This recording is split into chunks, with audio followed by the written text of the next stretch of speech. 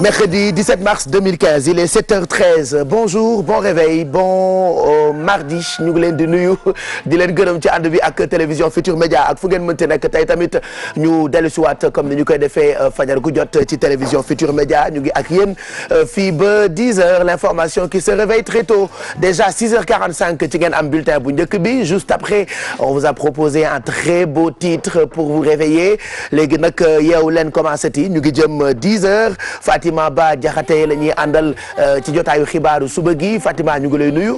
maa ngi lay fay Pape Cheikh di nuyu ñu toog ci plateau bi. Ba jàmm nga fanaane. jàmm rek alhamdulilah bu ñu demee ba 8h loo fas yéenee yaatal.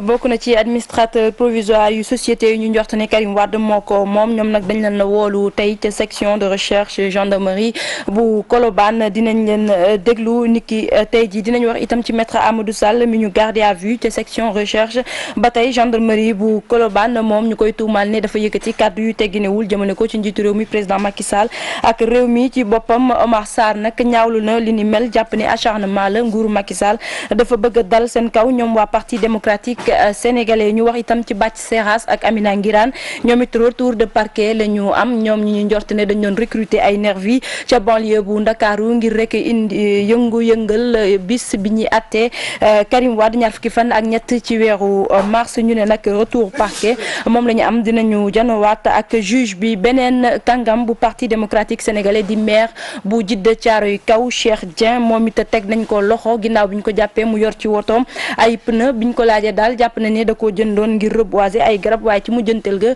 ñu dégg ko mu yëkkati ay kàddu jëmale ko itam ci procès bu Karim Wade ñu njort ni moom it bëgg na daal bokk na ci ñi bëgg déstabiliser réew mi ci jamono yi nga xamante ne dinañ joxe verdict bu procès bu Karim Wade Serigne Assane Mbacké moom it fanaan guddeem bu njëkk ca maison d'arrêt bu Diourbel moom mi ñu njort ne wala boog mi ñu tuumaal ne bokk na ci ñi amaloon lakk googule ca kër Moustapha Cissé Lo dinañ wax itam ci accord bi dox diggante gouvernement bi ak SAES mu mel na juboo am na seen biir mu mel na léegi nag université yi duñ ko privatiser SAES loolee lañ doon xeex mu mel na gis nañu saafara seen diggante ak gouvernement bi.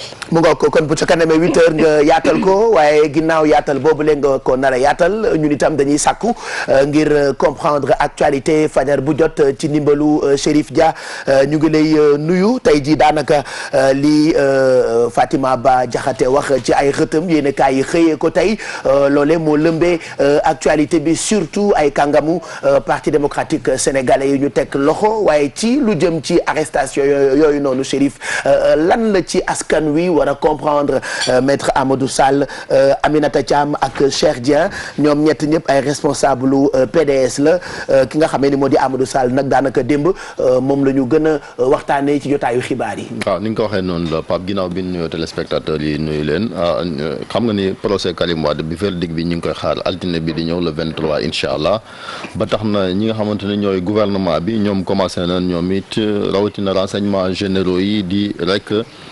càmbar di saytu ñi nga xamante ni peut-être ñi ngi jël ay propos yoo xamante ni jàpp na ni mën naa yee fitna bis boobu wala mu nekk loo xamante ni menace la ci ordre public ndax buñ sukkandikoo ci arrestation bi ñu arrêté maître Amadou Sall dimanche passé amoon na benn meeting bu PDS amaloon ca banlieue bi rawatina ca géej waaye jàpp na ne dafa jël ay kàddu yoo xamante ni xëy na kàddu yu xaw a doy waar la ba tax na kon nga gis ñu wax sax waxu ay article 80 yu ni mel ndaxte procès bi comme jeex na verdict bi ñoom dañoo jàpp ni buñ condamné Karim xëy na nguur gi day njortu boobaa moom ay manifestation rawatina yu jëm ci ay taal pneu yooyu ba tax na sax Cheikh Dieng moom nga xamante ne moo jiite Jidda Caaroy Kaw nekk benn maire commune d'arrondissement ca Guédiawaye ñu ne dañoo fekk ay pneu waaye moom nee na pneu yan fekk ca maire yi ba la ko taxoon a jóg mooy ay jëmbat garab parce que dañoo amoon benn projet de reboisement moo taxoon pneu yi mais ban demee fekk pneu yi dañu yaakaar ni xëy na bis boobaa pneu yi dañ koy daal ci manifester yi waaw ci mbedd jot moom moo tax ñu daal di koy teg loxo ki nga xamante ne mooy Aminata Ngirane ak Bathie Seras moom ñu ngi leen teg loxo depuis presque samedi si suba ba léegi ndax Bathie Seras ñoom dañu njort ne moom it dañ koy jël pour mu recruter ay nervi maanaam ay mbër yoo xamante ni bis boobaa ñoom it mën nañoo daal di jaxase dëkk bi moo tax moom it mu amoon retour de parquet maanaam ba léegi jàkkaarloogut ak àttekat bi ngir ñu daal di wax lan nar ci moom ba tax kon voilà day dem ci commissariat fanaan ba en attendant muy jàkkaarloo ki nga xamante ni moom mooy procureur bi ñu xool nees lañuy def ci moom. Amadou Sall aussi tey comme garde à vue bi bon bu amee 24 heures normalement war nañ ko présenter à un juge wala moom it mu daal di am retour de parquet waaw xam nga moom it peut-être am na benn xaw a statut bu xaw a kii particulier ndax ab avocat la.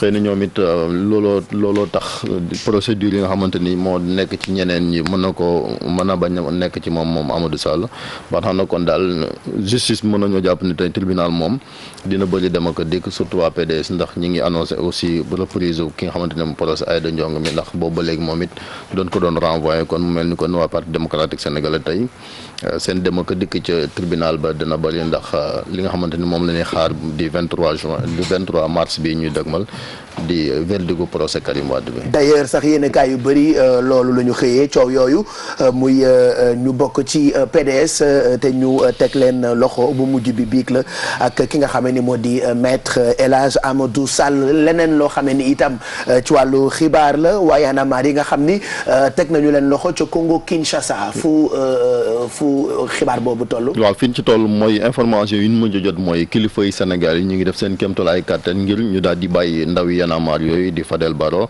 ak ki nga xamante ni moom mooy Fou Malade ak tamit Aline Sané mais li ci gën a bees mooy tuuma yi nga xamante ni porte-parole gouvernement Congo démb ba léegi mi ngi dem ci média français yi rawatina RFI ay France 24 di wax lan moo tax ñoom ñu daal di jël dogalu daal di teg loxo ndaw yi yanamar yooyu ak waa Balai Citoyen am na tamit yeneen i ndaw yoo xamante ni ña nga nekk ca République démocratique du Congo ñoom it teg nañ leen loxo ndax jàpp na ni ñoom dañ faa ñëwoon ngir daal di yàq ndaw yi dëkk ba ndax rek tàggat leen ci wàllu neesay def ngir daal di daaneel ak nguur ak yu ni mel parce que kaddu yooyu la yëkkati moom mi nga xamante ni moom mooy Lambert Mende moom Lambert moom dem ba léegi comme ni ma la ko waxee mi ngi wax ay yooyu parce que jàpp na ni daal ñoom am na ay éléments yoo xamante ni police am na ko te faaw ñu jébbal ko justice ndax nee nañ yooyu yu garaaw la muy tuuma yoo xamante ni waa Y'en a marre démb bi ñu defee seen conférence de presse weddi nañ ko ndax nee nañ ñoom mos ñoo yee fitna même fii bu ñu doon manifester ci jàmm lañ koy defee mos ñu def lu ni mel di fàttali ni rek mois de mars moom xëy na Y'en a marre ak mois de mars moom histoire bu xaw a yàgg la parce que ñu ngi ko créé déjà ci mois de mars boo rappelé en 2011 ci 19 mars 2011 lañ créé woon Y'en a marre anniversaire bi waaj a ñëw ñu nekk ci tolof yi mais ñoom jàpp na ni daal ak réaction yi nga xamante ni ñu ngi jógee fu nekk nag ci àdduna bi parce que gis nañ organisation de défense des droits de l'homme yi nekk ci Sénégal ak yi nga xamante ni ñoo nekk bitim réew waa FIDH ba ci ay Amnesty International di sàkku rek ci gouvernement Congo mu daal di bàyyi ñu ni mel mais liñ jot daal mooy ñoom dañ leen daal di li gën a néew mooy ñu expulser leen génne leen réew ma ci accord bi nga xamante ni bi démb ba léegi ñun bi ñu jokk ki nga xamante ni moom mooy consul honoraire bu Sénégal ndax Sénégal amul ambassade fële ca Kinshasa ba tax na kon consul honoraire bi moom mooy dox diggante bi ci ndigalal autorité sénégalaise yi njot na ni daal dinañ leen bàyyi peut-être ñay nekk cay jafe-jafe mooy ndawi Congo yi nga xamante ni ñoom ñoo nekk ci réew mi ndax ñoom xëy na seen gouvernement mën na am ay poursuites judiciaires ak yu ni mel pour ay tentatives d'intimidation ngir yu ni mel ñu bañ ko faa amalati ba di fàttali ne également am na yeneen journalistes yu ñu jàppoon mais bàyyi na leen ay journalistes tubaab lan ay nasaraan lan woon voilà en tout cas porte-parole gouvernement bu Congo moom wax nga ko léegi dem ba tey mu ngi wax ni ñoom dañoo bëggoon a déstabiliser dëkk bi loolu moo tax ñu teg leen loxo et puis am nañu information yoo xamante ni peut-être yoon dina ci taxaw est-ce que am nga yaakaar ñu delloo si leen nu mu gën a gaaw Sénégal Fadel Barro Sané ak keneen ki ñu teg loxo bu ci kilifa yi comme nin ko waxee sànq bu ci kilifa Sénégal yi jógee loolu parce que entre état ak ay kilifa ñoom seen biir mën nañoo waxtaan neesay def ngir ñu daal di leen di expulser parce que tamit comme réewum jàmbur la xëy na am na ay seen loi yoo xamante ni ca loi réew mi la ak yu ni mel te nekkoon fa liñ mën rek mooy def ay médiation ak ay waxtaan ngir ñoom ñu daal di leen di dellu si fi nga xamante ni moom mooy fii ci Sénégal am na aussi ay ndaw yi Burkina yoo xamante tamit boo xoolee seen réew foofu tamit am na ay réaction comme ni mu amee Sénégal ngir ñuy daal di delloo si noonu parce que xam nga Afrique moom d'habitude parce que Lambert Mende mi li muy wax ay article 80 ak ay atteinte à la sûreté de l'État d'habitude même motif yi la ñuy collé ay opposants ci Afrique ak yu ni mel bu ñu leen bëggee tuumaal ak yu ni mel daal di jël ay atteinte à la sûreté de l'État ak yu ni mel ngir daal di leen di neexsal mais Congo comme ni ñu ko waxee day réew moo xamante dafa xaw a day war te xaw a tardé également ci wàllu démocratie ndax ñoom changement ay alternance xamuñ ko comme li amee fii ci Sénégal ak li am fii mais ñoom li nit it ku mel ni Kabila mooy li xew fële ca Burkina Faso daal di egsi foofu ñoom ñu ñëw daal di endoctriner ndaw ñi pour ñu yeewu parce que boo xoolee ci mois de janvier bi amoon nay manifestation ba ay quarantaine de personnes faatu faak yu ni mel loolu lépp pour ñu bañ rek ki nga xamante ni mooy Joseph Kabila daal di déposé waat candidature am ci élection 2016 yu ñu dëgmal. voilà mu ngoog donc loolu nañ ko topp ak ndawi Y'en a marre yooyu nga xam ni teg nañ leen loxo ca Congo Kinshasa pour ñu jeexal accord bi am ci diggante gouvernement bu Sénégal ak CS. loolu itam est-ce qu'on peut dire que grève bi ci jàng meeg njàngale mi léegi jeex na. waaw ci enseignement supérieur pour l'instant maanaam lu jëm ci daara yi koy waa jeex na parce que sauvé nañ ko ñu ngi doon jot ay année blanche ak yu ni mel am mais loi cadre bi dañu jàppoon ni day privatiser parce que li nga xamante ne ñoom ñooy jóge ci biti di ay société civile ak yu ni mel ñoom ñoo ëppoon enseignants yi ci li nga xamante ne mooy conseil d'administration bi mais bi ñu waxtaanee léegi enseignants yi ak étudiants yi ñoom ñoo fay ëpp seen nombre moo ëpp léegi nag monde socio économie daal di ñëw yokk ci loolu démb nag lan xaatim loolu ci teewaayu ministre bi nga xamante ne moom la dénk wàllu enseignement supérieur ak ministre bi yor wàllu liggéey bi ci gouvernement bi ak fonction publique kon ñu njort ni daal tout est bien qui finit bien comme ni ñu ko waxee réew amul ñàkk waxtaanam bi ñu waxtaanee ci nag médiation ak député yi assemblée nationale ngir loolu am ci la daal di am. voilà merci beaucoup Chérif Dia ñu ngi lay gërëm bu baax ci yooyee nga xam ne ni jëm na ci wàllu xibaar nga doon ñu ci indil ay leeral expliquer ñu pour quand même ñu mën koo comprendre parce que bëgg nañu fu ñu xëyee fajar rek lépp loo xamee ni am na ci wàllu actualité ñu comprendre ko 7h24 Fatima Ba ñu bàyyi la nga wax ñu rek li ci yéene kaay yi wax ci daanaka ponk yi Chérif Dia indi léegi bokk na ci itam ci ay xibaar yoo xamee ni di nga ko yaatal bu ñu demee ba 8h jot lu jëm ci kàngamu PDS yooyu noonu ñu teg loxo bëri na ci yenn kaay yoo xamante ni moom la ñu xëyee témoin par exemple mu ngi def ci xëtam bu njëkk ni violence verbale et menace de trouble 3 responsables du PDS arrêtés. waaw 3 responsables du PDS arrêtés Pape Cheikh kenn ci ñoom maître Amadou Sall la moom ni ki démb fanaan na ca section de recherche bu gendarmerie bu Colobane ndax dañ koy tuumal ne dafa yëkkati rek ay kàddu yoo xamante ne tegginawul wala boog rafetul mu jëmale ko ci réew mi keneen ci ñoom di maire bu Djiddah Thiaroye Kaw Cheikh Dieng moom it dañu ko tuumal ni rek bokk na ci ñi bëgg rek amal ay yëngu-yëngu bis bi ñuy joxe verdict procès bu Karim Wade Amina Ngiraan itam mi ñi jàppandoo ak Bathie Seras ñoom ñëpp ñu leen di tuumal ne daal dañoo bëgg a yëngal réew mi la altine ñaar fukki fan ak ñett ci weeru mars di bis bi nga xamante ne ci lay CREI yi di joxe verdict bu procès bu Karim Wade. Maître Amadou Sall li tax ñu teg ko loxo sax dégg naa ñu naan article 80 la loolee la ñu gis ci xëtu yéenekaay bii di Libération poursuite judiciaire tous azimuts le pouvoir sur les dents loolu yéenekaay bii di Libération xëyee tey. article 80 parce que li ñu koy tudd sax bëri na offense au chef de l'État yëkkati kàddu yu tegginewul jëmale ko ci njiitu réew mi moom maître Amadou Sall loolu la ñu koy tuumal ne moom la def jamono ji nag nguur gi Pape boo seetloo kàngamu parti démocratique yi képp ku ñu njort ne yaa ngi def naka sudul noonu wala boog yaa ngi ci tànk bëgg a yëngal réew mi ñoom dañuy fexe rek ba teg la loxo ba bis bi ñu joxee procès bu Karim Wade du lenn loo xamante ne dinañ ko nemmeeku loo xamante ne day déstabiliser réew mi wala li ni mel. Bathie Seras ak maître Amadou Sall ki ñeneen ni nit yoo xamante ni ne jege nañu PDS loolee la yéenekaay bii di réew mi xëyee tey ak i nataalu président Wade ak Karim Wade alors à une semaine du verdict du procès Karim c'est la montée d'adrénaline. montée d'adrénaline parce que dañuy yéenekaay bi dafa bëgg a wax rek ne dafa mel nguur gi jamono ji dafa mer te du lenn loo xamante ne dina ko jéggal opposition bi moom Bathie Seras ñu ngi ko jàppandoo ak Amina Ngiraan ñoom ay karimiste lañu. dañu njort ni moom mbër mi di Bathie Seras da doon rek recruter ay nervi foofulee ca banlieue bu Ndakaaru ngir rek bisub ñaar fukki fan ak ñett bi ñuy atte Karim Wade bi ñuy joxe verdict bi daal ñu daal di yëngal réew mi génn wone seen bopp trouble à l'ordre public loolee la nguur gi bañ tax na ba jamono ji daal képp koo xamante ne yaa ngi yëngatu bokk ci opposition bi ñoom ñu ngi lay bàyyi xel bu ñu gisee lu tey seen xel ñu daal di la jàpp. yéenekaay bi di enquête coow loolu sax ci biir PDS tempête lu ñu ko tuddee. tempête waaw ndax dafa mel ne jamono ji parti démocratique sénégalais kàngam yi ci ëpp ñu ngi ci loxoy yoon muy loo xamante ni dafa mel na daal parti bi jamono ji mu ngi ci jafe-jafe dëgg ndax maître Amadou Sall ko tudd xam na ni kàngam la ci parti bi moom ñu teg ko loxo Amina Ngiraan itam bokk na ci ñiy xeexal Karim Wade bu baax a baax ñu teg leen loxo ñoom it mu mel na parti bi daal jamono ji mi ngi wéet.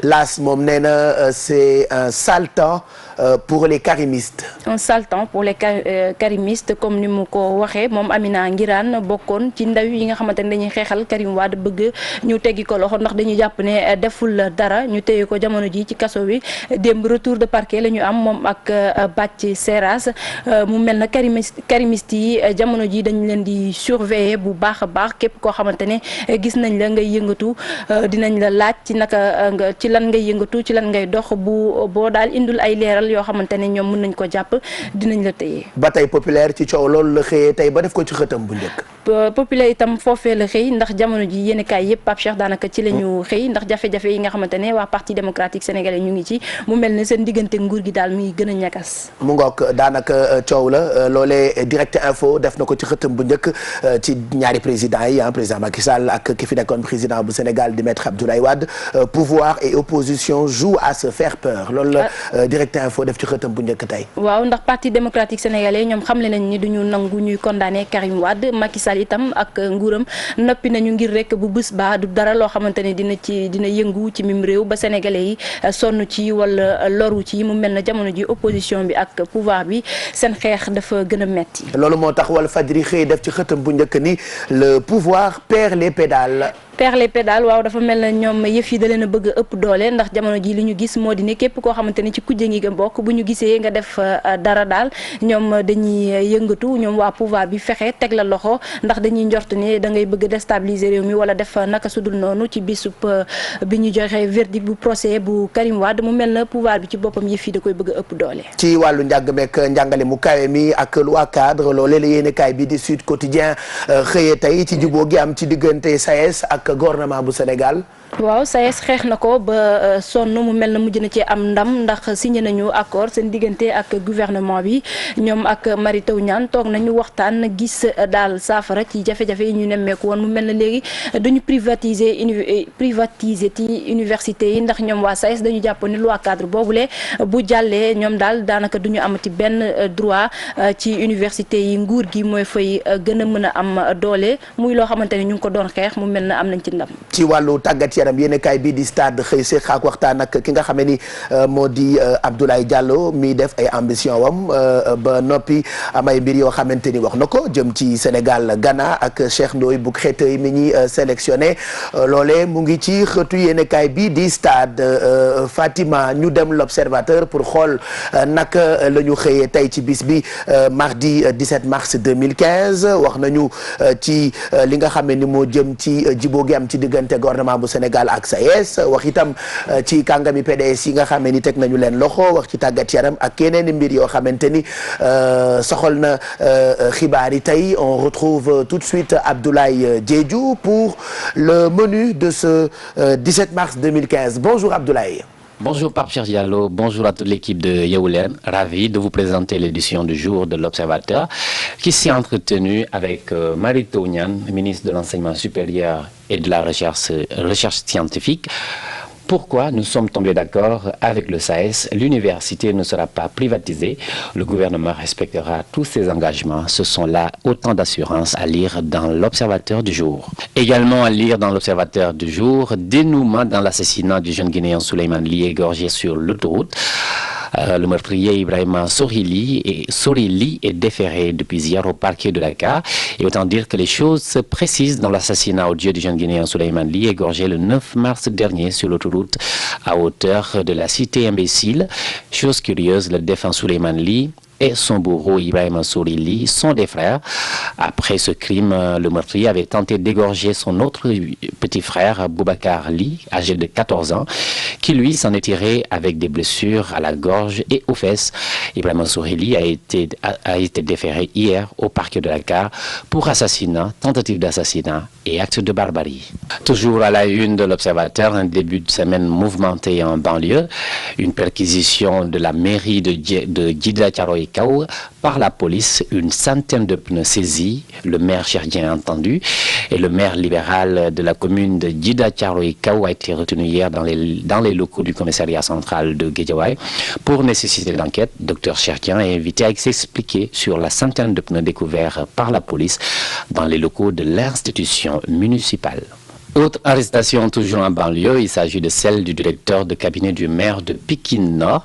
Cheikh Bey s'était rendu hier au commissariat central de Guédiawaye pour s'enquérir du sort de ses camarades de parti Bathie Seras et Aminata Nguirane qui sont placés en garde à vue depuis vendredi dernier. À son tour, il a été arrêté après avoir heurté le véhicule de la police alors qu'il n'avait pas en sa possession les papiers afférents à la conduite de ce véhicule. Également à sa une, l'observateur s'est entretenu avec Abdoulaye Diallo, gardien de but du Havre, c'est en Ligue 2 française. Pour sa première sélection en équipe nationale du Sénégal, Abdoulaye Diallo débarquera dans la tanière avec beaucoup d'humilité, mais plein d'ambition. À la question de savoir s'il vient en sélection pour apprendre ou pour s'imposer, le portier a indiqué que son objectif est de prouver au sélectionneur qu'il peut prétendre à une place au sein de cette équipe nationale. Cela passe évidemment par des performances. Voilà, Pape Cheikh, c'était tout pour la une de l'Observateur du jour. À vous, à toute l'équipe de Yeewu Leen, aux téléspectateurs, bonne lecture. Merci Abdoulaye, on vous retrouve demain matin toujours pour présentation au menu ou l'observateur. Donc loolu moo nekk ci l'observateur bu tey bi. Juste vous rappeler encore que ci l'Obs bi bu ngeen ko jëndee ci ginnaaw fii gis ngeen ko am na benn coupon bu jaune bu ci nekk pour yéen ñi nga xamante ni yéen a bëgg a am ay billets pour seetaan ni lamb ji nar a am ci diggante Balla Gaye 2 ak Eumeu Sène. Choc la ñu ko tuddee, loolu moo tax ci ginnaaw lépp lu l'observateur génnee choc la ñu ko tuddee. Alors ci coupon bi mën ngeen ci bind tur adresse ak numéro de téléphone ngeen def ko ci enveloppe, soit ngeen déposer ko buntu RFM Médina wala fii ci buntu TFM.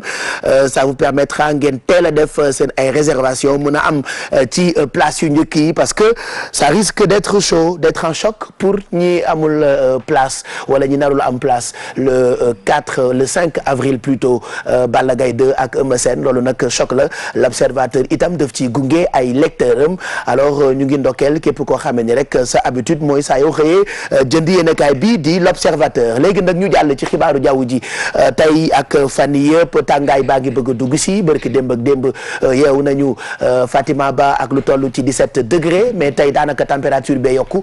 ñu ngi xëyee fii ci Ndakaaru ak lu toll ci 20 degrés. 20 degrés Pape Cheikh, comme ni nga ko waxee température yi dañoo yokku mu mel na tàngaay bi mi ngi installé wu ndànk-ndànk fépp ci réew mi, waaye fàttali rek ni ci diggu bëccëg gi dinañu gis benn asamaan su leer, ay niir yi fa doxantu léeg-léeg ànd nag ak tàngaay gu metti rawatina ci biir réew mi, ca penku réew mi ak ca bët saalumu réew mi, ànd nag ak ay température yu mën a yegg si ci ngoon gi ba 42 degrés. Peexum fajar bekk guddi gi mi ngi des diggante Ndakaaru ak Saint-Louis, waaye feneen fépp ci Sénégal dafa tàng ni ñu ko waxee. Température yi yéeg, bi gën a mag ci subateel gi 27 degrés, ca Kédougou lay doon bi gën a tuuti 20 degrés, Dakar lay doon, Saint-Louis dina am 21 degrés, Podor 23 degrés, Matam 21 degrés, Linguère 24 degrés, Diourbel 22 degrés, Kaolack 25 degrés, Tambacounda 24 degrés, Ziguinchor ak Kolda 23 degrés. Température yi bu ngoonee dinañu yéeg bu baax a baax, yéeg ba yegg si 42 degrés di température bi gën a mag ca Kolda, Diourbel ak Kaolack lay doon, ñetti région yooyu yëpp 42 degrés la ñuy am bu ngoonee. Dakar mooy am température bi gën a tuuti ci ngoon gi 26 degrés, Saint-Louis dina am 36 degrés, Podor 37 degrés, Matam 33 degrés, Linguère 39 degrés, Tambacounda 40 degrés, Ziguinchor 41 degrés, Kédougou itam 41 degrés. ñu wax ci lu jëm ci géej gi nag wàccoon na ci guddi, dina wàccaat itam bu midi tegalee ñaar fukki simili ak juróom. Géej gi jamono ji dafa yéeg, loolee mi ngi door ba juróom benn waxtu ci fajar tegalee ñaar fukki simili ak juróom. Dina wàccaat itam wala boog dina yéegaat itam bu juróom benn waxtu ci ngoon tegalee juróom fukki simili. Nappkat yi nga xamante ne dañuy dem géej di wuti jën, jàppale ni moment yu gën a am solo ci bëccëgu tey bi di 10h37 12h37 23h03 ak 1h03.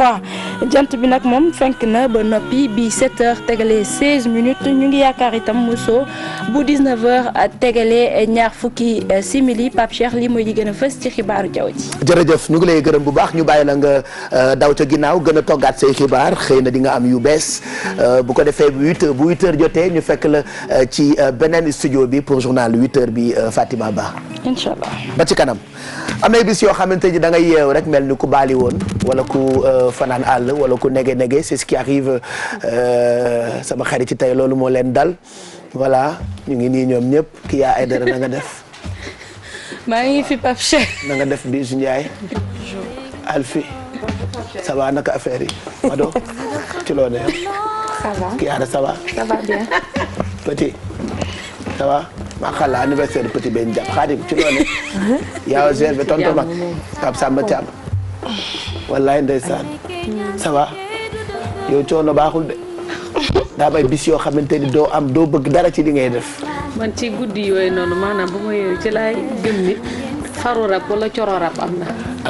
ndax day mel ni dañu jëli ay tàpparka bu ñu la ko dóor biir nga yeewu sa yaram di métti te dara teguloo ko doo xam lan la. nga mel ni ku ñu sëf. aussi c'est le mot. waaw léegi na ma ko ne wax fu mu fanaan. Chiara, où est-ce que tu as dormi toi? Racontez-moi vos nuits. Tu as dormi où? Où est-ce que j'ai dormi? Ben dans le lit.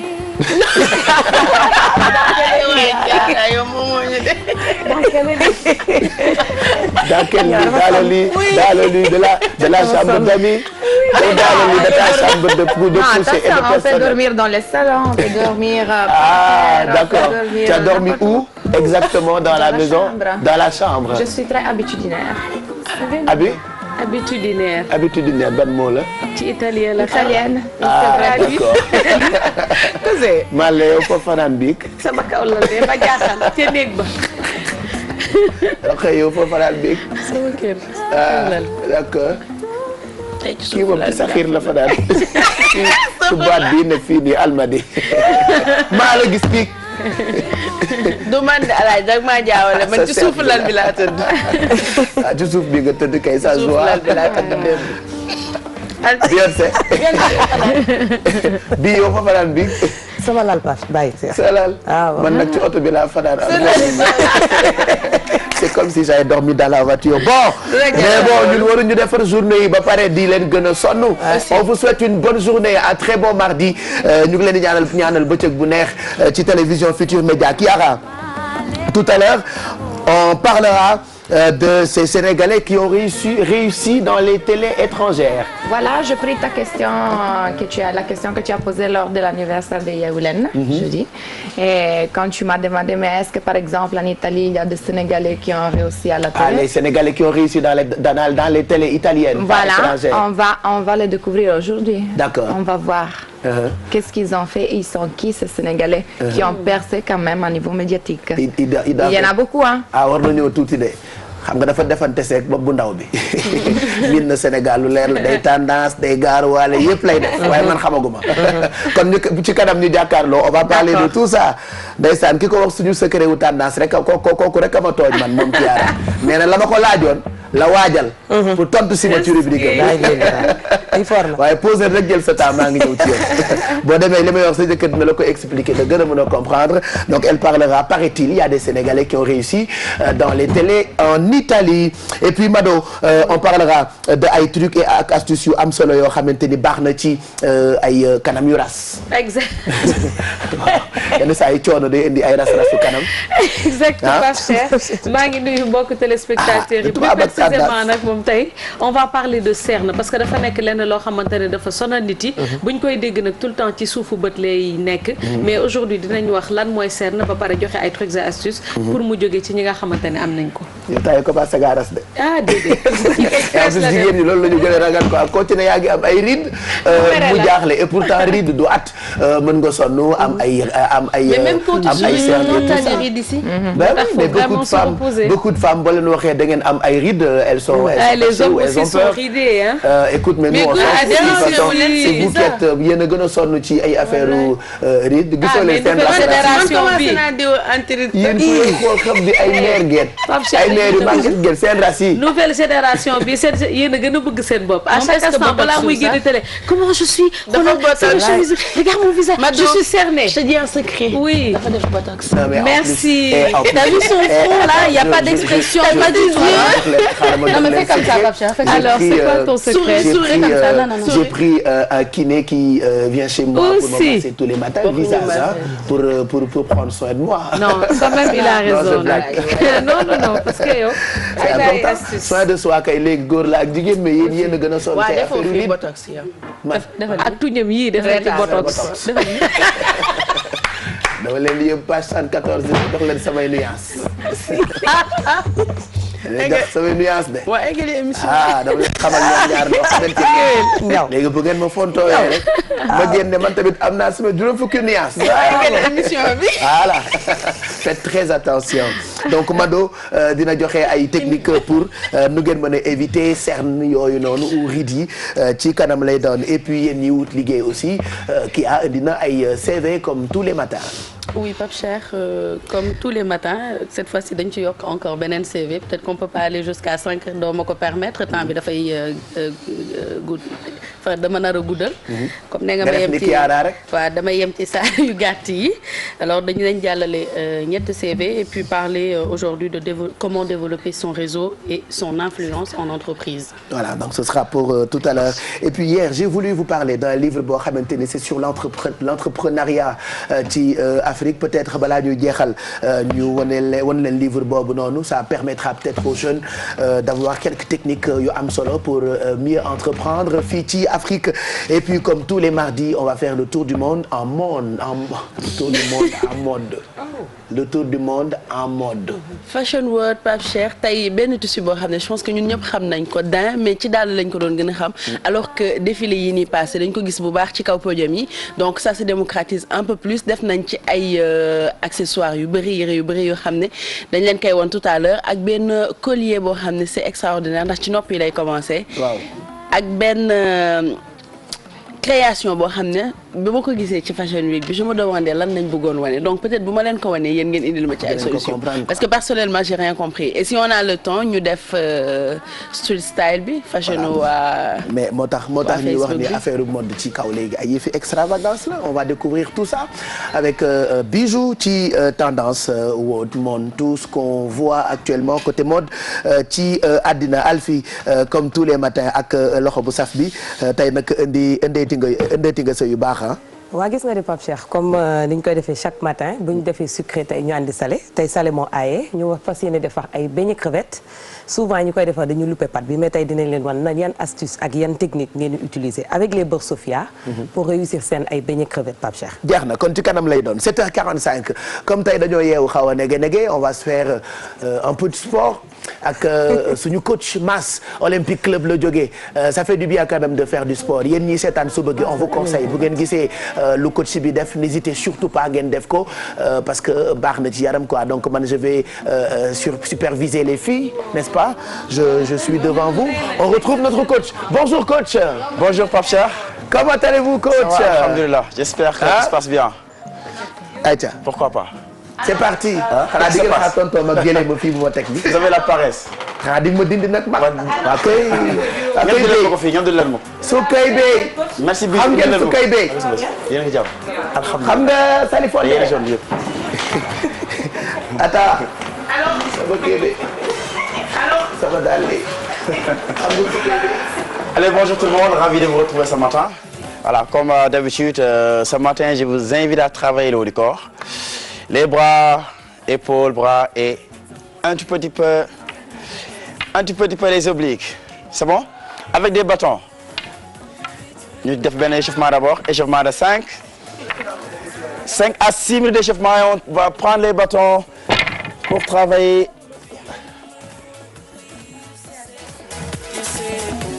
Alors, c'est la supervision de Pape Cheikh. Le reste ça va? Comme ñu wax yóbbante àq la al kii Moustapha nee na nga yóbbante na ko wàllam Moustapha Camara nee na nga yóbbante ko wàllam Moustapha Petia. Allez, on change. Enroulé. DJ, c'est un peu flou. vers l'arrière. 4, 3, 2, le premier mouvement, faire ça sur le côté. Allez, c'est parti derrière. Les mains là. Utilisez les jambes. Montez, descendez. Montez, descendez. Allez, c'est parti. On chauffe tout le corps. Commencez par le bas. Les jambes. Derrière, utilisez les jambes. Même chose, les bras. Tendez, ramenez. Oui.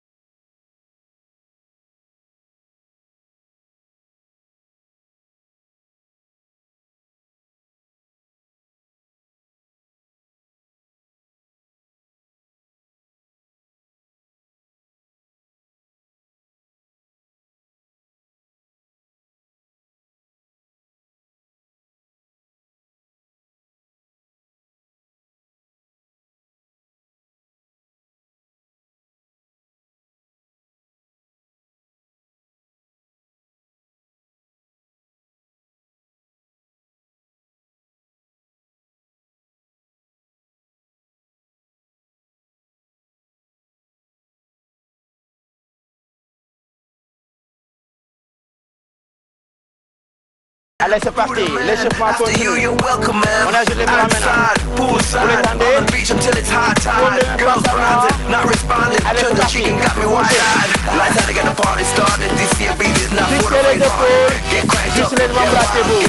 Encore. 4, 3, 2, vous montez les coudes. Même chose. 7, 6, je rappelle. C'est l'échauffement qui continue.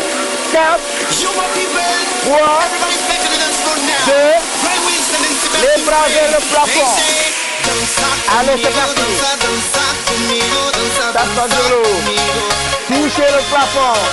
4, 3, 2, allez, même chose. 8 fois. 8, 7, 6, 5, go. 4, 3, 2, relâchez, sur les côtés, regardez, extension et vous ramenez.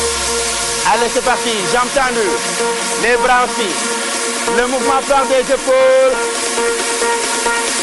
encore 2, le même mouvement, vous le faites sur place, 8, 7, 6, 5, 4, 3, 2, encore 8, extension, 8, 7, 6, 5, 4, 3, 2, relâchez, changez.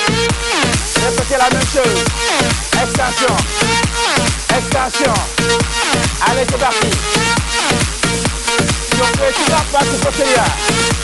Le même mouvement, vous le faites sur place.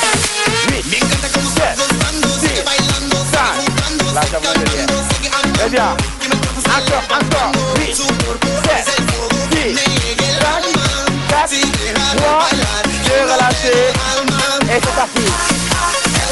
Et là maintenant, avec bâton. Voilà. Faites-le avec bâton, bien sans bâton. D'accord? On va renforcer d'abord les épaules, les talons sous les hanches. Je monte le mouvement. Élévation frontale. Élévation frontale. Allez, c'est parti. Je le fais sans bâton. Juste là. Levez, relâchez. En quinconce. Voilà, très bien. C'est une bonne idée. Avancez un peu. Allez-y. Très bien. Ensemble. 8. Avancez encore. 7. 6. 5. À la hauteur des épaules. 3. 2. 1. Maintenant vers l'eau. Vers l'eau. Plus haut, plus haut. Très bien. Inspirez, expirez. Encore 4. 3. 2. Restez au petit battement. 8. 7. 6. 5. Petit. 4. 3. 2. Encore 8. 8. 7. 6. 5.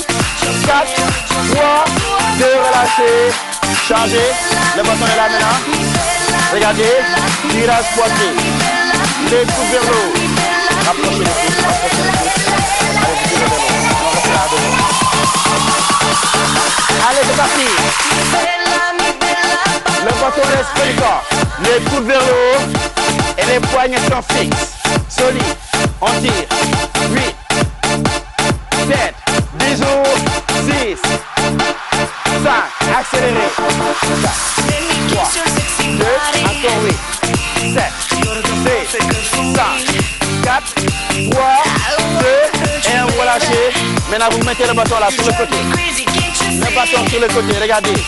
Et vous revenez. C'est parti pour la taille. Allez, cherchez loin. Travaillez sur cette partie du corps. 3. 2. Encore 8. 8. 7. 6. Et on touche le bras. 5. On touche. 4. Très bien, on touche. 3. 2. Même souffle là. Restez collés sur place. 8. 7. 6. 5. 4. 3. 2. Encore 8. 8. 7. 6. 5. 4. 3. 2. Relâchez. Changez. Changez. Changez le bras. Changez le bras. Même chose. 3. 2.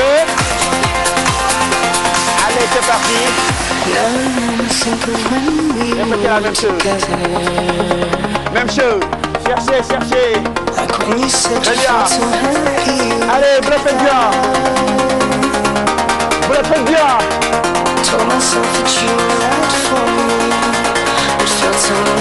Allez, cherchez à toucher les mains. 4, 3, 2, les mêmes mouvements. Les deux, 8, 7, 6, 5, 4, 3, 2, vous le faites sur place, regardez, 8, 7, 6, 5, 4, 3, 2, 2 par 8, 8, 7, 6, 5, 4, 3, 2, 8 derniers, 8, 7, 6, 5, 4, 3, 2, relâchez, revenez, revenez, c'est passé le bâton, regardez bien, la prise est comme ça, regardez la prise est comme ça, on va combiner les mouvements, 1 et 2, les deux premiers, allez Mado, les deux premiers, on va les combiner, tirage poitrine, élévation latérale, tirage poitrine, élévation frontale, allez c'est parti, 8, 7, 6, les deux mouvements, 5, 4, 3, 2, allez tout le monde, même chose, 8, 7, regardez les bras, 6, 5, 2, 4, 3, 2, allez encore 8, regardez, 8, 7, 6, 5, 4, 3, 2, et 1, relâchez, relâchez, relâchez, maintenant on va étirer, On va étirer. Gardez le bâton sur le côté. Bâton sur le côté. Posez, on pose. Et là, on étire. On étire. Étirez, relâchez. Restez là. On fait, on change. Changez de côté. Étirez. Mettez le bâton devant. Bâton devant. Allez, gardez le dos plat. Et là, vous relâchez le dessous. Les talons restent derrière.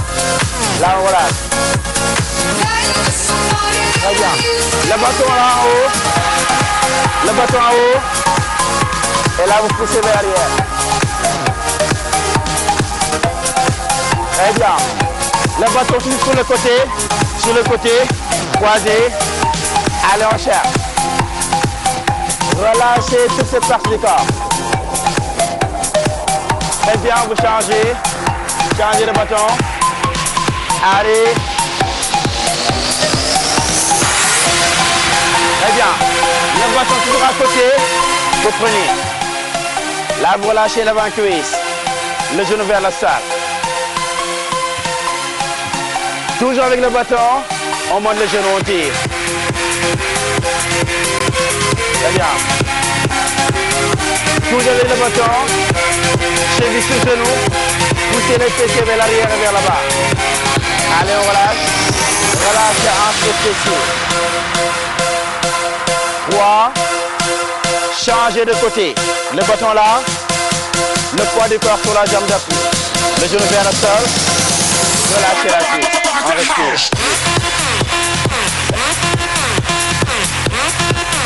Allez, les genoux montent. Un peu plus haut. Hanche et fessier. Avec le bâton toujours.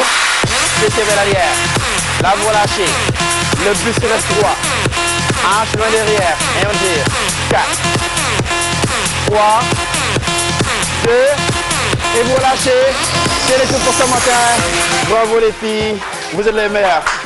Incontestablement les meilleurs. Allez ma chère.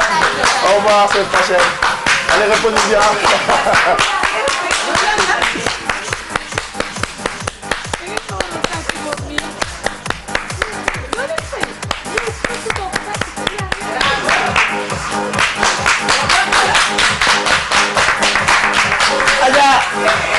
Adja, tu le détail.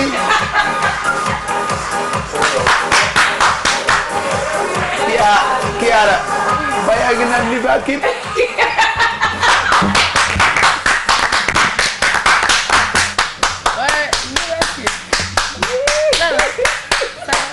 tey jël nga sa garab. Baya gi naan li ba kii.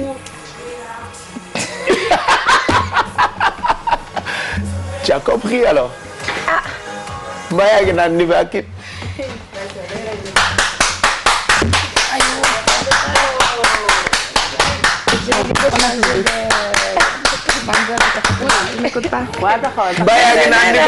Il dit de changer de vendeur de café de Touba. Je le dis depuis longtemps. Non, ah, parce que c'est le café Touba qui me fait ça.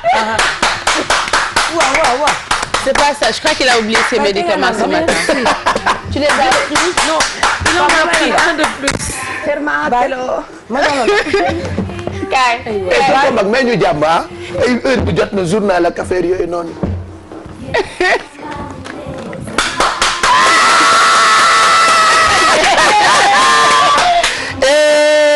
Parlare posto ormai può parlare italiano. Je te vois, je te vois. J'ai raison, hein? Peut-être, baby. Ah. Ça se voyait par ma gymnastique. Elles font genre, elles ont compris alors qu'elles n'ont rien compris. Oui, oui, c'est ça. Folare. Oui, Folare ormai italiano, cipolle. Oggi sono cipolle. waay lii neex na waay. Bon, on va prendre notre temps.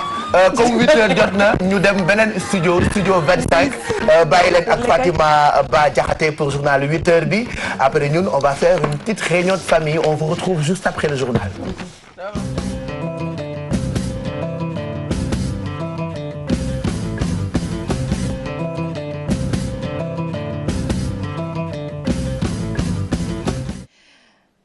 dellu di leen nuyuwaat di rafetlu seen ànd ak télévision Futurs Médias xibaar yi ñu doore kook administrateur provisoire ay société ñu njoxte ne Karim Wade ñoom moom dañ leen a woolu tey ca section de recherche gendarmerie bu Colobane dinañ leen déglu ci lu aju ci yooye société ak procès bu Karim Wade maître Amadou Sall fanaan guddeem bu njëkk ca gendarmerie bu Colobane itam Omar Sarr ñëwoon fa seet ci ko moom ñaawlu ba fa ñaawlu mu ne yem ñi nga xamante ne noonu la ñu téye maître Amadou Sall mu ne nag ñu ngi xaar ñoom waa parti démocratique sénégalais ñu wax leen ana lan la ñuy toppee ki nga xamante ne moom moo di maître Amadou Sall lii yëpp nag Omar Sarr nee na acharnement la ci kaw parti démocratique sénégalais Macky Sall li mu bëgg moo di rek tas parti bi yàq ko moom maître Omar Sarr dinañ teewlu ay kàddoom du ñàkk ci suñu yeneen jotaay xibaar Amina Ngiraan ak Bathie Seras ñoom it am retour de parquet ñoom li ñu leen di toppee moo di ne dañ doon recruter ay nervi ca banlieue bu Ndakaaru loolee ngir rek bis bi ñu joxe verdict procès bu Karim Wade ñu yëngu-yëngal ci Ndakaaru ak li ko wër ñu ne loolee lañ leen di toppee dinañ nag teewaat ci kanamu juge bi niki tey ji moom Amina Ngare ak ki nga xamante ne moom moo di Bathie Seras ñu wax ci Cheikh Dieng moom mooy maire bu Djiddah Thiaroye Kaw moom it dañ ko teg loxo kàngam la ci parti démocratique sénégalais dañoo fekk ay pneu nag ci otoom ñu ne moom it dañoo njort ni pneu yooyu daal da ko jënd ngir rek bis bi ñu joxe procès bu Karim Wade ñu daal di koy taal ci banlieue bu Ndakaaru bëgg a déstabiliser réew mi ñu ne nag loolu moo tax ñu teg ko loxo moom Cheikh Dieng di maire bu commune bu Djiddah Thiaroye Kaw Serigne Assane Mbacké moom it fanaan na guddeem bu njëkk ca maison d'arrêt bu Diourbel moom lu ñu koy toppee ne dafa bokk ci ñuy lakkoon kër Moustapha Cissé Lo foofulee ca Njaareem loolee waral ñu wool woon ko démb ñu mujj ko jàllale ca maison d'arrêt bu Diourbel dinañ ci ànd ak suñu correspondant bi di Mohamed Jo Diop ci suñu yeneen jotaay xibaar ay nervi ñuy recruter ngir rek ñu saboter bis bi ñu joxe verdict procès bu Karim Wade loolee am na bu ñu sukkandikoo ci Thérèse Diouf jiite nag COJER moom nag nee na li mu yàgg xamle la sax dañ koo déglu woon rek ki nga xamante ne nag moom moo di Toussaint Manga jiite ndawi libéraux yi moom mu ne loolu amul lu ñu bëgg moo di yàq seen parti bi di parti démocratique sénégalais ñu ne Macky Sall ak nguuram da leen di jaay doole fi mu toll nii mais du la dara loo xamante ne am na ñu teewlu ci reportage bu Salimata Seck Mardia. jàpp gi ñu jàpp mbër bi di Bathie Seras Thérèse Faye Diouf di xamle ni bett ko benn yoon ndax ay diir ñoom xamle woon nañu ni lii dina am. yëgoon nañ ne que parti bi nga xam ne mooy la PDS ñu ngi doon recruter ay ndaw surtout ay mbër ci banlieue bi lu ci mel ni ay Yeumbeul Sud ay Yeumbeul Nord ak ay Guinaw Rail pour que ñooñu mën a def ay yëngu-yëngal le 23 mars te ci loolu sax newoon naa daal. ñun vraiment war nañu mën a xoolaat suñu bopp. UJTL moom di ñu xamal ni lii lépp nguur gee ko teg ngir jéem leen a xokkatal. loolu yëpp muy stratégie boo xam ne nguur gi da ko def mais loolu la ñuy nax seen bopp parce que tey la ñu gën a engagé wu tey la ñu gën a taxaw te convocation yi ñuy def c'est peine perdue parce que mënul tax ba suñu engagement bu ñu am pour wax Macky Sall ni lu mu nekk def si dëkk bi en matière de justice du yoon. ci lu jëm ci verdict ñaar fukki fan ak ñett ci weeru mars bi ñu dëgmal ñaari formation politique di tibbante tànk di xamle ni lu mu laaj rek danañ ko def. procès Karim Wade bi foog naa ne que benn procès la rek parmi tant d'autres. léegi s'il y a des activités nag politiques la réponse sera politique. xeex bi du le 23 rek commencement épisode la bu ñu yàlla mayee bu ñu jógee ci bureau politique ba parti bi décidé ku muy def candidat bu nekkee Karim Wade la parti bi décidé Macky Sall na xam ne na leer ci boppam ni élection mënu fi am sans Karim Wade. jàpp gi ñu jàpp mbër bi nag nekk ca Géejawaay di xamle ni rek boo maywul fi mu toll nii ci wàllum politique xiro beeg ngaayoo bi dana ëpp rawatina nag ñuy xaarandi liy tukkee ci procès Karim Wade bi ñu dëgmal. Salimata Seck beneen procès buy am tey ci tribunal bu Ndakaaru muy bu Aïda Ndiong moom nag ginnaaw bi ñu ko reporté ñu ngi ko jàpp ni ki tey ji dina am ca tribunal bu Ndakaaru moom Aïda Ndiong dina fa teew ñu wax ci waa Y'en a marre yi ñu téye foofule ca Kinshasa muy Fou Malade Fadel Barro ak Alioune Sané ñoom nag ñu ngi leen di toppee atteinte à la sûreté de l'État ñu ne nag ay tuuma la yoo xamante ne amul bu ñu sukkandikoo ci seeni natango ñoom nag ñu ngi doon janoo ko taskatu xibaar yi ñu ne nag jox nañu ultimatum benn fan nguuru Sénégal ngir rek mu fexe ba seen natango yooyu leen ñibbisi fii ci Ndakaaru ni mu gën a gaawee ñu teewlu ci compte rendu bu Pape Fara ñi ngi Thierno Laurent Mendy. ñu leen di toppee yor ay kayit yu bon yëngalu réew ak di woote ñëpp ñu daal di wàcc ca mbedd ma mouvement Y'en a marre nag di weddi yile tuuma. pour wane ne loolu du dëgg ay lay la reçu bii nii mooy reçu bi nga xamante ne moom laa jëlee ci ambassade bi ndax man mii naka noonu dama fa waroon a nekk. waaye Y'en a marre moo ma yebaloon feneen moo taxoon demuma. mooy visa bi nga xamante ne nii waa Congo ñoo ñu ko jox donc wér na ne ñoom dañ fa ñëw ci turu Y'en a marre ndax ay ndaw yu nekk ci dëkk ba ñoo ñu invité pour benn séminaire. Thiat ak i naataangoom ñoom di woo nguurug Sénégal mu teg loxoom ci mbir mi lee. suñu nguur wax ñu fu mu toll ci lijjanti yi parce que boobu ba léegi amuñu information bu wér ñi wax naan ñi am na kuñ ci dóor ba loxoom bi dafa damm am na ñuñ ci dóor ba mënatu ñoo jóg doxaw di dox te xamuñu kan la ci xamuñ ndax Y'en a marre la xamuñ ndax Balai Citoyen xamuñ ndax ay congolais lañ dañoo bëgg suñu waa nguur entrer en contact ak ñun maanaam jokkoo ak ñun xamal ñu li am li wér mooy lan ak naka la ak nan la. ay avocat ñu jël leen ba noppi mouvement bi di ko xamle Y'en a marre nag ne tey jii la gën a takku ngir dem wéyal xeexam ci yeneen i réew. jël ay avocat lu demee ne que mobiliser société civile ak presse internationale beeg lépp. xalaatu ñoo dellu ginnaaw ay ndawu Congo dañ leen wax ne leen xeex bi tey la soog a tàmbali bu subaa bu ñu woowaatee ñu dellu fa.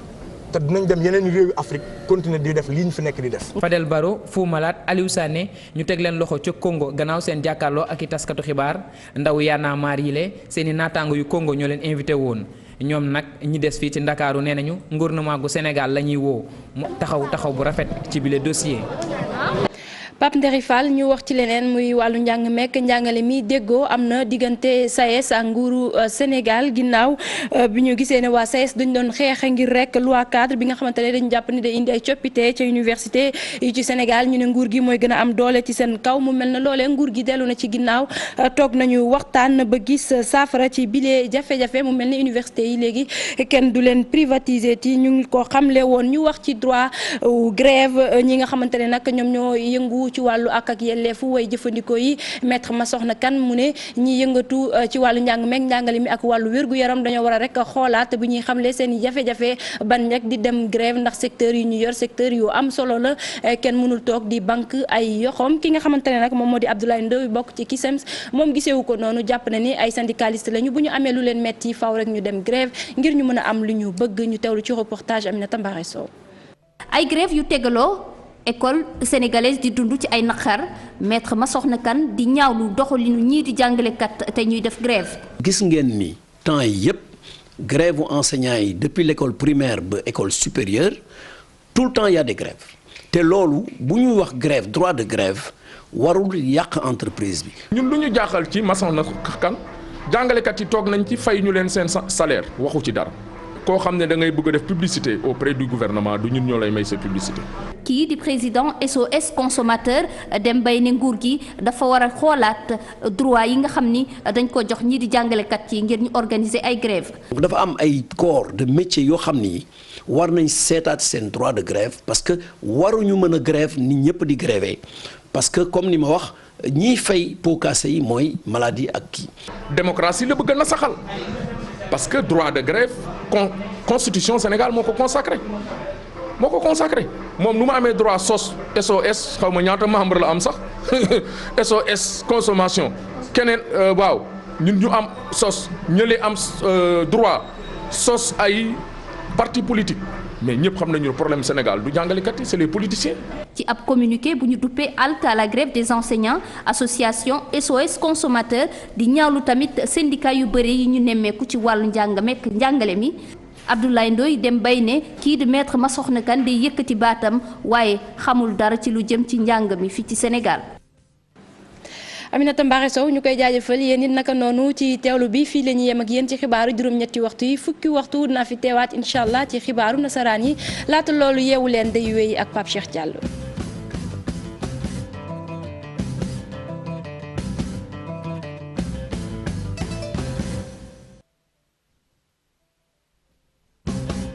Fatima annoncé nga xale bu baax waaye ñu ngi lay gërëm bu ca kanamee ñu àndaat ak yow 10h lay doon ci yeneen jotaayu xibaar wala beneen jotaayu xibaar ci télévision Futur Média 8h11 mooy doog a jot mbokk yi mbaa jàmm ngeen fanaane ca fajar ba tey ñu ngi àndandoo ak yéen ci yeewu leen seen matinalu bopp ngeen xëy suba teel di ci ànd ak ñun fii ba 10h ñu ngi leen di xaar nag bu fekkee bëgg ngeen ñu sédd leen ci yu baax yi nga xamante ni ñoo ngi koy séddale ci numéro téléphone bi 88 628 22 22 wala 88 628 04 05 ñu ngi àndandoo nag ak suñu ay partenaires Xmed Sofia ànd itam ak Post One mi ci yónnee ak xaalis bu am solo lobu gaz Maam Jaara ak boisson boobu la nga xam ne ni boisson énergétique la donc ñoom ñëpp ñu ngi leen di gërëm ci ni ñu leen di gunge ci télévision Futur Média ñu ngi jéggalu nag ndax tey du ñu fekki suñu correspondant yi fa ñu ne xam nga fu ñu xibaaree ba noppi 8h dañuy dugg ci gox yeeg gox-goxaan yi tey nag ñu ngi waroon a dem fekki sunu xarit yi ñoom Ali Bandel Nia ak ñoom Abdou Diouf ak ñi nga xam ne ñoo nekk un peu partout à travers le Sénégal mais certainement on les retrouve d'ici demain matin ñu ngi jéggalu itam ci leneen loo xam ne ni tey ji la ñu ko waroon commencer muy pàcc bi ñu jagleel lépp lu jëm ci jumtukaayu xarala yu bees yi ñu waroon ci ànd ak Mairie Bey on la retrouve mardi prochain parce qu'elle dit que miinagul yeewu fajar après yeewu fajar tam c'est pas évident du ñëpp ko mën de. yombul de. ouais comme disait l'autre tu penses que Youssou Ndour day yeewu di leen seetaan. yéen a soof man ko jërëjëf. day yeewu di seetaan. yeewu fajar yombul de. yombul déggoo chaque jour man sama réveil bu sonné damay foog ne foo la ci kanam la war a sonné jotagul. c'est vrai hein et puis ce qui est grave ñun dañ koy def mën nga yeewu comme nga war a liggéey 6 heures nga yeewu 5 heures après tu te dis non xaar ma tëddaat tuuti. 5 minutes je vais rester un peu au lit après finalement tu risques d'être en retard hein. Je sais pas si vous avez ay techniques yu baax pour yeewu fajar parce que moi je me demande comment vous faites-vous pour être en forme tous les matins. Ne me retournez surtout pas la question.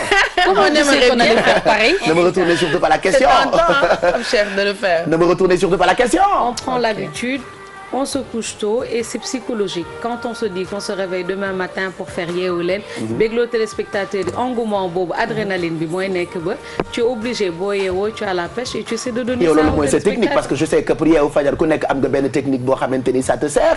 Écoute pour ñi yeewu di ñu seetaan peut-être c'est toujours bien de leur donner quelques conseils pour se lever du bon pied. Faire des étirements. yow boo yeewoo da ngay def ay étirements. day def yoga benn bët defaat ni ibbi benn bët defaat ni jékki saa def ni. xeex ñaari. D'accord. Toi c'est ce que tu fais. Ouais. C'est-à-dire boo jógee rek ci lal bi balaa ngay sëlmoog ñoom seen ak borosoog yu baax yooyu. benn bët laay ibbi ñetti yoon. soo ko ibbi ñaareel bi. bu ma ibbee ñaareel bi ba pare soo ko fudd def. D'accord. Qu'est-ce que tu as comme technique pour te réveiller très tôt et en forme? Chiara? Louer une maison face à la mosquée. Ah, d'accord. Tu as loué une maison qui se trouve devant une mosquée. C'est mon mari qui a loué la maison en face de la mosquée à Mermoz et il y a un imam qui a une voix. Donc nous, même s'il n'y a pas de réveil, on se réveille. Par force. C'est une bonne idée ça. Oui, c'est clair. Dès que tu es tout jàkka.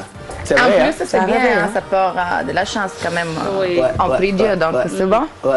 Et toi, qu'est-ce que tu as comme technique, Bijou?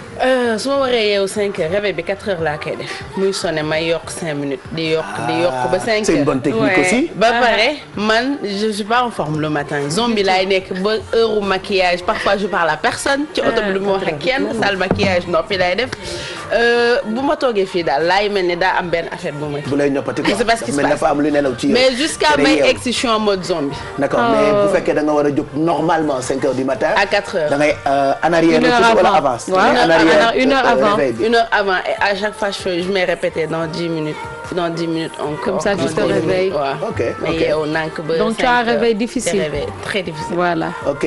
Alors je comprends pourquoi bu car bi demee pour jëli ko. On l'attend 10 minutes aussi.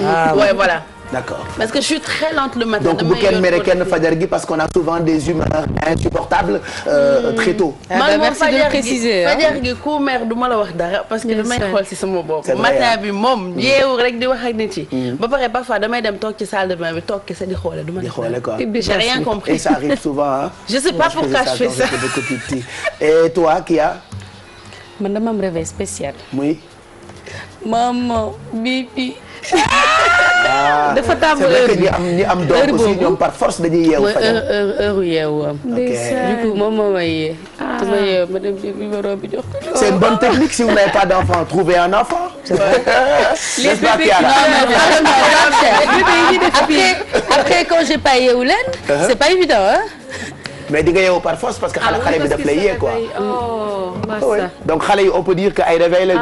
Les enfants sont des réveils. grave yàlla bu ñu yow di la forcer dessin animé fajar bi. pour Madame Ndiaye. Et toi Alfie. comme ni ko kii a waxee Pape Madame Ndiaye bële action kenn du ko topp Madame Ndiaye Lawbe. donc comme ni ko kii a waxee un jour de semaine man maa ko yee mais le week-end moom moo ma yee avec maman on a faim. donc da t'es obligé nga jóg un jour de semaine moom man maa yeete man maay jóg parce que on est motivé ñëw fekk si la ci plateau bi mais su fekkee week-end bi la moom moo may fekk si la bi parce que paresse bi maman on a faim donc t'es obligé nga jóg def la ko ndékkee. man par contre j'ai une bonne technique. souvent am na ay woy yoo xam ni daf ñuy énervé. moom ngay teg. Tu as une chanson qui t'énerve tu as certainement une chanson qui t'énerve man am naa woy boo xam ne mais daf may énervé à un point boo xamante ni dama def tout ba def ko sonnerie réveil c'est-à-dire même su may nelaw profondément su ma déggee woy bi damay naan bëreet. laa de ci mais doo yeewoo mer énervé après wa man sama mère du yàgg nag. heureusement heureusement parce que loolu moom c'est ma chance. C'est une bonne technique. Est-ce que baax na ou pas je sais pas trop parce qu'on nous dit souvent que yeewu bëreet baaxul.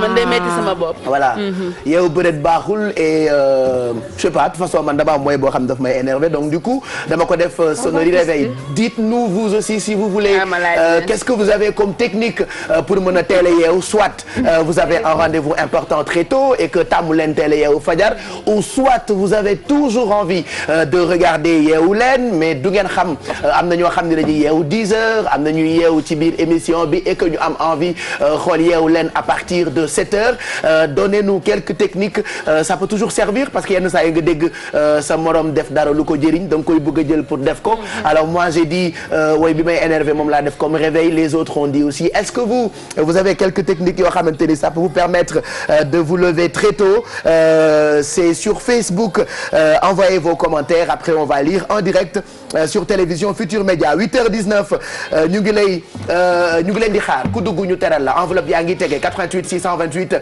22 22 wala 88 628 04 05 bu ngeen wootee léegi nii seeni dépense ñun ñoo ko res ci fajar gi dañuy joxe nag ay enveloppe yu duun 25000 dépense ak fi jamono toll qui dit mieux qui fait mieux personne franchement qui fait mieux fajar teel nga composé benn ci ñaari numéro téléphone yi ñu may la xaalis bu bëri boo xamante ni mën na laa jëriñ loolu y'a que yeewu leen pour le faire tous les matins ci TFM ñu xool ku nekk ci ligne bi kuy njëkk a dugg tey allo allo allo ay ci nu mu gënee gaaw rek yéen a ngi déglu en même temps Suadu mi xew ci suuf woy la boo xamante ni itam dafay yeete prenez aussi ay woy yoo xamante ni vous les aimez ngeen def ko en mode sonnerie wala en mode réveil ngeen di mën di ci j'allais dire di ci feebar tey wax xanaa xamoo yenn saa yi nga wax balaa mu micro bi ne micro kii la RTS allo allo allo allo oulala xam naa ni téléphone bi bu ñu ko ubbee rek day saturé yoon la ndax xam nañu ne ku ci nekk bëgg nga ñu teral la comme disait l'autre dëkk bee toj ba ku ne yaa ngi wër sa damit yu baax yaa ngi tege kuy sa wërsëg wala ku sa wërsëg nekk ci li ñuy séddale rek incha allah di nga ci jot ci 88 628 22 22 wala 88 628 04 05 laataa ñuy jàll ci jóg job bëri ngeen ci di ñu yónnee seen ay CV di wut liggéey ñun nag dañuy nekk juste intermédiaire diggante joxekatu liggéey ak yéen ñi koy wut et on souhaite tout le temps ñi wut liggéey ñu am ko nu mu gënee gaaw allo. allo. allo allo allo. allo waaw Pape. waaw kooku. man la Baara Touré. Baara. Touré. Baara Touré. waaw loo bokk ak Alaaji Touré. Alaaji Touré. Alaaji Touré mu mari baas. non bokkuñ dara nag. jaaykat marchand commerçant bu mag boobu nekk asalem. non bokkuñ dara nag. nga xam ne saa yi bu ko seetee mu may ma piis. ah. waaw yow foo dëkk. 50 000. foo dëkk. man maa ngi dëkk Sicap Mbao. Sicap Mbao nga dëkkee. waaw yow yan technique nga am pour yeewu fajar. man xanaa ñàkkante ko rek. naka. dama koy ñàkkante rek. da nga koy ñàkkante. ko boolu leen ba fajar gi. maanaam léegi yeewu par force la. waaw par force la li xale yi naan ñàkk force la. d'accord da ngay liggéey wala. man waaw damay liggéey. looy liggéey. man tailleur la. da ngay wax ca kaw nag ndax sama nopp bi dafa xaw a yàqu fan yi. tailleur la tailleur. ah. tailleur. ambulant. tailleur. tailleur la tailleur. ah tailleur. waaw.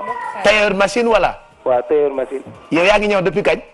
man depuis 2011 laa commencé. soo mënulee rek mën naa la booleeg tailleur boo xamante ni li mu ñëw ci ay camisole biir Abidjan ak ay simis. bàyyi li nga je te promets soo bëggee moon la ko petit bay ma xaadim yooyu komplo ah yow xaadim ngay dégg loola man ngay dégg c'est qui le chef de plateau nga ni yow noo tudd nan Touré. man Baara Touré. Baara Touré. waaw Baara Touré gis nga kii ma lay bëgg a wan nii. na ñëw xaaral ma woon la ko xaaral waaw gis nga kii di filmer léegi. waaw gis naa ko tailleur la woon ca Côte d'Ivoire. xanaa xamoo marinière ak taille basse rek la mën. bu la taille basse lee bu la zippalee ba fantal la ko mu jëm ca kaw. ak a mën a dagg. mais xam nga lan moo ko may. waaw saa yu ñëwee lu rafet day saraxe ciseau. yow mbaa yaa ngi génne ay saraxu ciseau. man waaw maa ngi génne. d'accord fan ngay ñëwee. man maa ngi ñëwee marché Sicap Mbao. marché Sicap Mbao. waaw xam nga marché yi Sénégal yëpp maa ko moom. waaw yaay borom moom. xam nga ni marché yëpp ñu ngi samay mbagg. ndax chaque jour yow la ñuy bëgg. waaye loolu am na waay. waaye am na sama xarit bu ma ne barki dem marché yi xeeñ nañu de. trop sax. ma ne ko bu Gueule Tapée te ma ko cee boole xam nga marché Gueule Tapée boori Parcelles. marché Gueule Tapée ginnaaw ko ñoom Bijou Ndiaye. waaw gis nga marché boobu laa gën a préféré ci marché yi. mais marché Sicap Mbao raw. moo gën a riis. waaw fu gën a xeeñ. allez du mën a téye lu yàgg ma jox la njëgu garniture. waaw. juróomi junni est-ce que doy na. tey nga dolli yeneen juróom rek. ah. tey nga dolli yeneen juróom. ah muy fukk. waaw da ngaa piré. yow vrai tailleur nga. ndax man garmi laa ne yow. waa kay Bijou nee na wàññi na ko def ko 2500. waaw gis. non on blague. wala 250. wala juróom nga ni Dame Touré nga tudd ah. Baara Touré. Baara Touré alors Baara Touré. yow leen jox na la njëgu garniture bu toll ci juróomi junni 25000. ok neex na. d'accord bu raccrocher comme ça ñu jël sa numéro téléphone nga mën a jot ci xaalis bi nu mu gënee gaaw. merci et bonne journée rapidement ñu jël keneen laata ñuy jàll ci leneen 8h24 mooy doog a jot mon ami on derrière ñu ngi leen di fàttali itam ne ci kanam laataa ngeen di génn seen kër ci axe yi nga xamante ni d'habitude fa ngeen di jaarale seen i oto dinañ leen woon naka la fa dem beeg dikk bi demee équipe bi ñu teewal ci tali bi Ibou Cissé moo ko jiite dans quelques minutes on les retrouve pour li nga xamee ni moo di trafic bi ak dem beeg dikk bi naka la tëddee ci tali Ndakaaru yi en direct ci télévision Futur Média toujours yaa ko yeewu leen pour vous faire vibrer les matins allo. dem beeg dikk bi naka la tëddee ci tali Ndakaaru yi en direct ci ndeysaan télé bi lay déglu téléphone bi allo. allo. allo. allo. oui Pape Cheikh. waaw kooku kan la. man de bébé. yow la. bébé. bébé. waaw bébé Diang. bébé naka. bébé Diang. mais entre nous sa tur dëgg naka la. sama tur dëgg Khadijatou. dama foogoon ni ay xuri ay mburi parce que d'habitude ñi am tur yu rëy ay bébé lañ leen di woowee ay maman ay Bijou. waaw gis nga. xam nga Bijou turam dëgg Numbe Njaay la. am naa mag bu tudd kii Bijou. xam nga kii yaa turam dëgg ma Codé la Codé ay dara. ça va bébé. ça va bien. naka suba si. ça va ñoo ngi si kan moo la tuddee bébé sa borom kër ou sa papa. sama papa ak sama yaay. ah sa yaay. c'est vrai que des fois nga am doom daf lay neex ba da nga koy tuddee tur bu neex ndeysaan. ouais gis nga c'est ça. ouais c'est comme ma petite sœur on l'appelle Bijou parce qu'elle est jolie. ouais gis nga man am naa sœur bu tudd Bijou sax Bijou am nañ Bijou am nañu mami am nañu Fatou. yow sa papa bëgg na doom de. waaw gis nga mami Bijou Fleur j'ai même vu quelqu'un mu tuddee doomam Perle. sa doom bi yow noo leen di woowee. ah am nga doom. non awuma doom. ah amaguloo. déedéet am nga borom kër. amaguma tamit borom kër. amaguloo borom kër. déedéet. ah yow tàllal ma ñaanal la. bébé. waaw. bébé. balaa bis bee del si. yàlla nañu waxtaan si d'abord.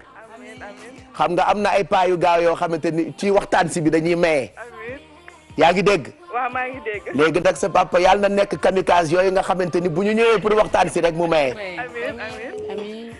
ñi ci am jëkkër ku ci ne amin yàlla na nga am wujju. bébé yow fan nga dëkk. man maa ngi dëkk Guédiawaye notaire. yaa ngi dëkk. Guédiawaye notaire 2 voies notaire. ay waay sama nopp bi baaxatul nga ni fan. Guédiawaye 2 voies notaire yi. ah ci doo wax ñaari ci yoonu notaire bi noonu rek. waaw ci yoonu notaire bi. côté Arrêt Dial Mbaye. waaw boo ko ginnaaw Doubales. voilà. bébé. oui. yeewu leen may na la 25000. merci beaucoup Pape Cheikh. yow rek yaa ko moom bul raccrocher comme ça ñu jël sa numéro téléphone nga mën a jot ci xaalis bi nu mu gënee gaaw. ok c'est la première fois ma woote xam nga damaa dégg ni nga mën a xaar ma woote pour tenter jot den ba xam. c'est la première mais maa ngi leen di remercier bu baax. merci. ak Mado tamit nekk ko bi def rafet na trop yow tamit. ak Bijou Alfi tamit nekk ko fra bi neex nañu. merci mais dis-moi bébé yow lan mooy sa technique pour yeewu fajar. xanaa seetaan den rek dama yeewu jàkkaarloo yéen surtout Oustaz Pape Hann moo ma gën a intéressé nag. Oustaz Pape Hann àjjuma yi waaw. waaw vendredi yi moo ma ci gën a neex. kon boo yeewoo même bu fekkee nekkuloo en pleine forme da ngay këyang ak sa pyjama. damay jógee këyang toog ci fauteuil bi di seetaan. merci de nous suivre tous les matins. merci beaucoup. jërëjëf bébé bul raccrocher comme ça ñu jël sa numéro téléphone ay te continuer ne leen ñu ngi leen di xaar fii ba 10h ku dugg ñu teral la ak fu ngeen mën ci nekk ci Sénégal wala ca biti réew yéen rek la ñu jagleel yeewu leen bi dañuy jàll ci jóg job ak suñu xarit ci nga xamante ne fi mu tollu tembe ñu ngi wut liggéey bëri na ci bokk na ci Safiatou Seck Djina Diallo ak Soukayna Mbaye, c'est ça? Oui, Pape Cheikh. Donc, on démarre juste avec le CV de Sofiatou Seck, qui a eu son Master 2 en droit de l'ingénierie financière et fiscale de 2013 à 2014. Et pour ses expériences professionnelles, elle a effectué un stage à la CBAO, plateforme de consommation, du 1er août au 30 septembre 2014. Pour les missions effectuées, acceptation, déblocage de crédit et garantie, contentieux et recouvrement. Elle a effectué également un autre stage au service juridique du port autonome de Dakar du 23 décembre 2013 au 23 février 2014. Pour les missions effectuées, elle a veillé à l'application des textes législatifs, réglementaires et conventionnels applicables à l'entreprise, y compris les conventions internationales, assister les services en ce qui concerne la rédaction, la modification, la réalisation ou la dénonciation des contrats de toute nature. Pour contacter Seck Safiatou sera par mail à secsofiatou@yahoo.fr. Donc Seck Sofiatou tout collé. C'est important balaa nga joxewaat adresse beneen yoonatee seen chignon yi di leen sóor caméraman ya pour ñu bañ a oo trop n'est-ce pas? sa hauteur de chignon maanaam parce qu'il a des problèmes pour te filmer, d'accord? donc à l'avenir pour ëllëg rek ah. non bul tas rafet na trop waaye bul tas da leen di wàññi sim hauteur bi ngeen di wàññi ah. pour mu bañ a très haut. yéen a ngi dégg seen chignon yi. waaw day leen mën a gën a baat tuuti nag. ah day leen sóor. ok dégg nga à l'avenir quoi. Poursuivons avec le CV de Djina Diallo qui a eu de 2008 à 2011 son diplôme d'infirmière brevet de l'ESIA de Thiès. Pour ses expériences professionnelles 2009-2010, elle a été infirmière stagiaire à l'hôpital régional de Thiès. Septembre 2013 à février 2014, elle a été infirmière stagiaire au cabinet médical Dr Thiam Camara à Thiès. Et pour ses domaines de compétences, soins infirmiers, assistance, secrétariat médical. Pour contacter Diallo Djina sera par mail toujours à djina221 tout collé @gmail.com. Infirmière. Infirmière, c'est bien. Elle a travaillé, elle a fait un stage à l'hôpital régional de Thiès. Exactement. Ah oui, il faut qu'elle travaille. Elle a mentionné sur son CV qu'elle était compétente dans ces domaines, donc soins infirmiers, assistance et secrétariat médical. Ben, bonne chance. Oui, nous avons également le CV de Soukayna Mbaye qui souhaite faire un stage en tant que commercial à partir du 1er juillet 2015 parce qu'elle n'est pas au Sénégal actuellement. Elle fait présentement donc sa 3e année de licence en France dans le cadre de ses études supérieures. Elle souhaiterait donc effectuer un stage au sein d'une entreprise sénégalaise en tant que commercial à partir du 1er juillet 2015. Ah, elle sera là au mois de juillet. Exactement. Super. Donc pour son dernier diplôme obtenu de 2014 en 2015, c'est un bachelor, un business bachelor in International Business, donc c'est un bachelor en cours à l'ISEC, School of Management à Paris. Pour ses expériences professionnelles, été 2012-2014, elle a été assistante commerciale chez Sarediga SARL, Dakar, Sénégal, société de distribution de matériel bureautique, informatique, topographique. 2014, elle a fait du recouvrement téléphonique, gestion des dossiers clients. 2013, calcul des coûts logistiques, traitement et suivi des factures clients via Excel. 2012, conseil et orientation de la clientèle. Pour contacter Soukaina Mbaye sera par mail ou par téléphone. Donc, par mail au soukaina.mbaye@ieseg.fr. On a son numéro de téléphone qu'on pourra donner peut-être ci suñu mail. Exactement. Donc si vous êtes intéressé par ce profil, nous pourrons vous transférer son CV. Donc Pape Cheikh, c'est les 3 CV que nous avions sur Yog Yog. Voilà, on leur souhaite bonne chance. Kii ku njëkk kii ñoom dañoo jàng de ingénierie financière xanaa boobu étude supérieure la. waaw ingénierie cycle ingénieur boo ko déggee mooy au moins yegg nga maîtrise quoi. C'est bien ça ak kii infirmière bi. Ouais, c'est un brevet, c'est un BT, c'est un diplôme qu'on peut avoir après, soit après un bac, soit après un BFM. ak kii jàngee France nii actuellement kooku jar naa jël de. Ce qui est intéressant dans son CV mooy à chaque année bu defee formation foofu day ñibbi si Sénégal def fi stage bu delloo continuer et que peut-être c'est important nit yi jàngee foofu xam ne que boo paree jàng foofu on a nos réalités ici au Sénégal. Il faut toujours mettre par exemple ses études dans le contexte bi nga nar a évoluer après. Surtout boo naree ñibbisi mënuloo jàngee dem jàng benn formation boo xamante ne même si dañ koy jëriñoo Sénégal mais c'est bien nga ñëw am expérience bi fii Sénégal pour pratique bi nga xam naka la. su fekkee comme Bijou l'a dit da nga bëgg ñibbisi. Voilà, c'est important donc ñoom ñett ñëpp on leur souhaite bonne chance et puis c'est bien léegi 3 CV au lieu de 2. Au lieu de 2 parce que CV yi ñuy recevoir dafa bëri. Tonton Manick moo ñu ko wax keroog nañu yokk CV yi. Et puis j'espère juste que fii ak semaine prochaine dinañ am ay offres d'emploi yu mën a intéresser candidats yi nekk à la recherche d'emploi.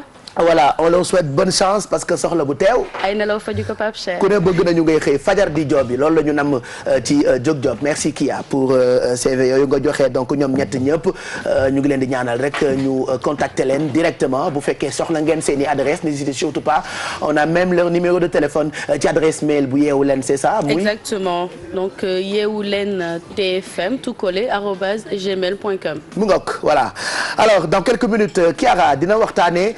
ci ay sénégalais yoo xamante ni réussir nañu ca télévision yu nekk ca Italie donc c'est eux qui sont parmi eux ces sénégalais qui sont parmi eux alors ce sera dans parmi nous il y a beaucoup de sénégalais qui sont en train de percer dans d'autres pays donc on parlera de ces jeunes là et puis Mado ay trucs ak ay astuces yu am solo la indi pour ñi nga xamante ni ñooy xëy ak ay cernes ay rides qu'est-ce qu'il faut pratique pour éviter am ay ras-ras elle nous parlera de ça et puis Bijou nous parlera de ce qui fait tendance ci wàllu mode un peu partout à travers le monde Alfie saf loxo ma ngay rëgal li mu ñuy toggal nag ci kanam dañu koy découvrir àndandoo ci ak beurre Sofia on aura beaucoup d'invités entre autres Djibi Sey mi nga xamee ni moo topp ci tànk Youssou Ndour way Mame Marie Sène di waykat bu mag alors il viendra nous parler ci compilation I Love Sénégal ak moom itam naka lay waajale yu baaxam yi nga xamante ni moo ngi ci